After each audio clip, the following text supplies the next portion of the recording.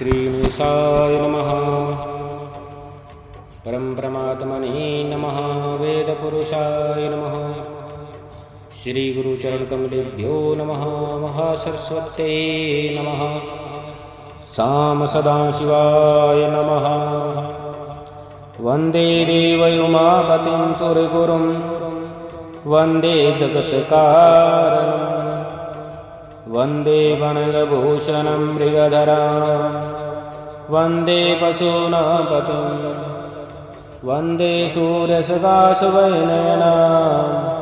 वन्दे मुकुन्दं प्रियं वन्दे भक्तजनाश्रयं च वरदा वन्दे शिवाशङ्करा। ॐ साम सदाशिवाय नमः। श्री शिव महापुराण महात्म्य अथ प्रथमोऽध्याय। शौनक जी के साधन विषयक प्रश्न करने पर सूत जी का उन्हें शिव महापुराण की महिमा सुनाना। श्री शौनक जी बोले, हे महाज्ञानी सूत जी, संपूर्ण सिद्धांतों के ज्ञाता हे प्रभु, मुझसे पुराणों की कथाओं के सारा तत्व का विशेष रूप से वर्णन कीजिए।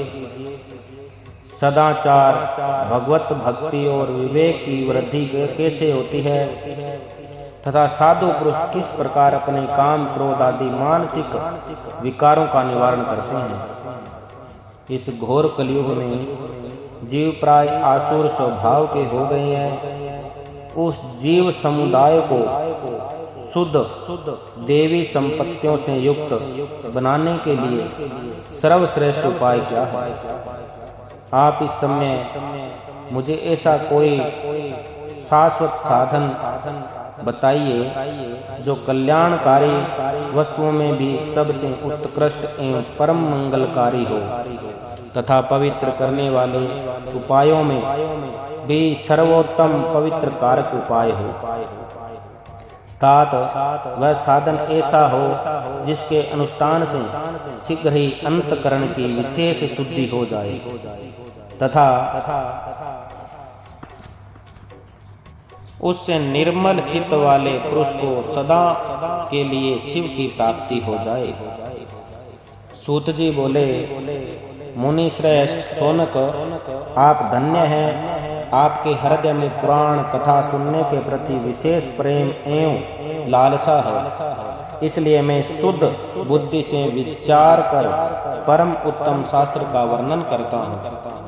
वत्स, संपूर्ण शास्त्र के सिद्धांत से संपन्न भक्ति आदि को बढ़ाने वाले, भगवान शिव को संतुष्ट करने वाले तथा कानों के लिए रसायन स्वरूप दिव्य पुराण का श्रवण कीजिए।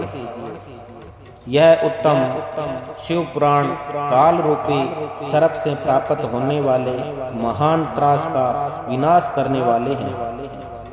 हे मुने, पूर्व काल में शिव जी ने इसे कहा था।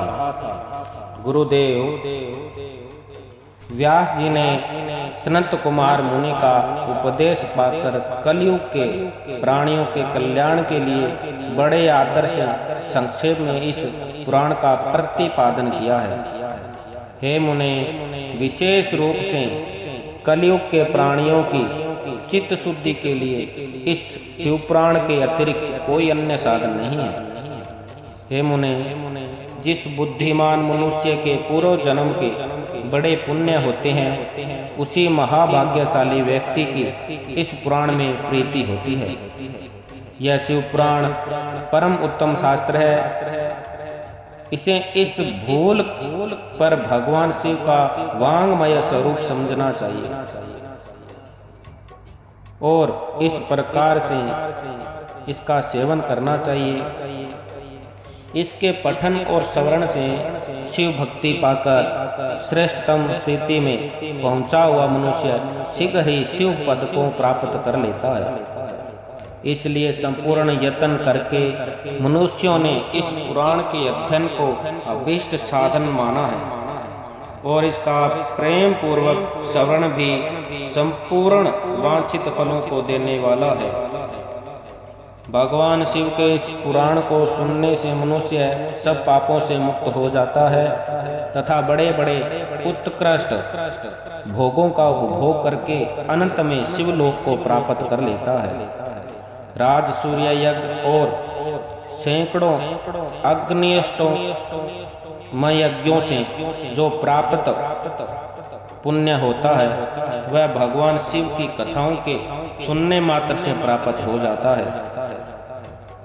जो लोग इस श्रेष्ठ शास्त्र शिव पुराण का श्रवण करते हैं उन्हें मनुष्य नहीं समझना चाहिए, वे रुद्र स्वरूप ही हैं, इसमें संदेह नहीं। इस महापुराण का श्रवण और कीर्तन करने वाले के चरण कमल की धूलि को मुनिगण तीर्थ ही समझते हैं। जो प्राणी परम पद को प्राप्त करना चाहता है उन्हें सदा भक्ति पूर्वक इस निर्मल शिव पुराण का श्रवण करना चाहिए। हे मुनि श्रेष्ठ, यदि मनुष्य सदा इससे सुनने में समर्थ न हो तो उसे प्रतिदिन स्थिर चित्त से एक मुहूर्त भी इसका सुनना चाहिए। यदि मनुष्य प्रतिदिन सुनने में भी आसक्त हो तो उसे किसी पवित्र महीने में इस शिव पुराण का श्रवण करना चाहिए। जो लोग एक मुहूर्त उसका आधा उसका भी आधा अथवा क्षण मात्र भी इस पुराण का स्मरण करते हैं उनकी दुर्गति नहीं होती। हे मुनीश्वर, जो पुरुष इस शिव पुराण की कथाओं को सुनता है वह सुनने वाला पुरुष कर्म रूपी महावन को जलाकर संसार को पार हो जाता है। हे मुने, सभी दानों और सभी यज्ञों से जो पुण्य मिलता है वह फल भगवान शिव के इस पुराण को सुनने से निश्चल हो जाता है। हे मुने, विशेषकर इस कलयुग काल में जो शिव पुराण के श्रवण के अतिरिक्त मनुष्यों के लिए मुक्तिदायक कोई अन्य श्रेष्ठ साधन नहीं है। शिव पुराण का स्मरण और भगवान शंकर के नामाकृत संकीर्तन दोनों ही मनुष्यों को कल्प वृक्ष के समान सम्यक फल देने वाला है, इसमें संदेह नहीं है। कलयुग में धर्माचरण से शून्य चित्त वाले दुर्बुद्धि मनुष्यों के उद्धार के लिए भगवान शिव ने अमृत रस स्वरूप शिव पुराण की उद्भावना की है। अमृत पान करने से तो केवल अमृत पान करने वाला ही मनुष्य अजर अमर होता है, किंतु भगवान शिव का यह कथामृत संपूर्ण कुल को ही अजर अमर कर देता है। इस शिव पुराण की परम पवित्र कथा का विशेष रूप से सदा ही सेवन करना चाहिए और करना ही चाहिए। इस शिव पुराण की कथा के श्रवण का क्या फल कहूँ। इसके श्रवण मात्र से भगवान सदा शिव उस प्राणी के हृदय में विराजमान हो जाते हैं। यह शिव पुराण नामक ग्रंथ 24,000 श्लोकों से युक्त है। इसमें सदा संहिताएं हैं। मनुष्य को चाहिए कि वह भक्ति, ज्ञान और वैराग्य से भले भांति संपन्न हो, बड़े आदर से इसका स्मरण करे। पहली विशेश्वर संहिता, दूसरी रुद्र संहिता, तीसरी संत रुद्र संहिता, चौथी कोटि रुद्र संहिता और पांचवी उमा संहिता कही गई है। छठी कैलाश संहिता और सातवीं वायव्य संहिता। इस प्रकार इसमें 7 संहिताएं होती है। 7 संहिताओं से युक्त यह दिव्य शिव पुराण परम ब्रह्म परमात्मा के समान विराजमान है और सबसे उत्कृष्ट गति प्रदान करने वाला है। जो मनुष्य 7 संहिताओं वाले इस शिव पुराण को आदर पूर्वक पूरा पढ़ता है वह जीवन मुक्त कहा जाता है। हे मुनि, जब तक उस उत्तम शिव पुराण को सुनने का सुअवसर नहीं प्राप्त होता तब तक अज्ञानवश प्राणी इस संसार चक्र में भटकता रहता है। भ्रमित कर देने वाले अनेक शास्त्रों और पुराणों के श्रवण से क्या लाभ है, जबकि एक शिव पुराण ही मुक्ति प्रदान करने के लिए गर्जन कर रहा है। जिस घर में इस शिव पुराण की कथा होती है वह घर तीर्थ स्वरूप ही है। और उसमें निवास करने वालों के पाप कष्ट नष्ट कर देता है। हजारों अश्वमेघ यज्ञ और सैकड़ों वाजपेय यज्ञ शिव पुराण की 16वीं कला की भी बराबरी नहीं कर सकते।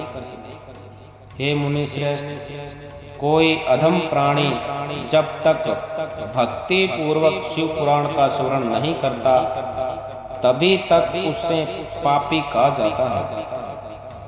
गंगा आदि पवित्र नदियां, मुक्तिदायिनी सप्तपुरियां तथा गया आदि तीर्थ इस शिव पुराण की समता कभी नहीं कर सकते। जैसे परम गति की कामना हो, उसे नित्य शिव पुराण के एक श्लोक अथवा आधे श्लोक का ही स्वयं भक्ति पूर्वक पाठ करना चाहिए। जो निरंतर अर्थानुसंधान पूर्वक इस शिव पुराण को वाँचता है अथवा नित्य प्रेम पूर्वक इसका पाठ मात्र करता है, वह पुण्यात्मा है, इसमें संशय नहीं है। जो उत्तम बुद्धि वाला पुरुष अंतकाल में भक्ति पूर्वक इस पुराण को सुनता है, उस पर अत्यंत प्रसन्न हुए भगवान महेश्वर उसे अपना पद धाम प्रदान करते हैं। जो प्रतिदिन आदर पूर्वक इस शिव पुराण का पूजन करता है, वह इस संसार में संपूर्ण भोगों को भोगकर अनंत में भगवान शिव के पद को प्राप्त कर लेता है। जो प्रतिदिन आलस्य रहित हो, रेशमी वस्त्र आदि के वेस्ट न से इस शिव पुराण का सत्कार करता है, वह सदा सुखी होता है। यह शिव पुराण निर्मल तथा सेवों का सर्वस्व है। यह लोक और परलोक में सुख चाहने वालों को आदर के साथ प्रयत्न पूर्वक इसका सेवन करना चाहिए। यह निर्मल एवं उत्तम शिव पुराण धर्म, अर्थ, काम और मोक्ष रूप चारों पुरुषार्थों को देने वाला है। अतः सदा प्रेम पूर्वक इसका स्मरण एवं विशेष रूप से पाठ करना चाहिए। वेद, इतिहास तथा अन्य शास्त्रों में यह शिव पुराण विशेष कल्याणकारी है, ऐसा मुमुक्षु जनों को समझना चाहिए। यह शिव पुराण आत्म तत्वों के लिए सदा सेवन्य है, तत्पुरुषों के लिए पूजन्य है, तीनों प्रकार के तापों का शमन करने वाला है, सुख प्रदान करने वाला है तथा ब्रह्मा, विष्णु, महेश आदि देवताओं को प्राणों के समान प्रिय है। ऐसे शिव पुराण को मैं प्रसन्न चित्त से सदा वंदन करता हूँ। भगवान शंकर मुझ पर प्रसन्न हो और अपने चरण कमलों की भक्ति मुझे प्रदान करे। वंदे देव उमापतिं सुरगुरुं वंदे जगत्कारणम् वंदे वनगभूषणं मृगधरं वंदे पशूनां पतिं वंदे शूरसुगासुवहिनयनं वंदे मुकुन्दं प्रियां वंदे भक्तजनाश्रयं च वरदं वंदे शिवशङ्करं। शंकर भगवान की जय।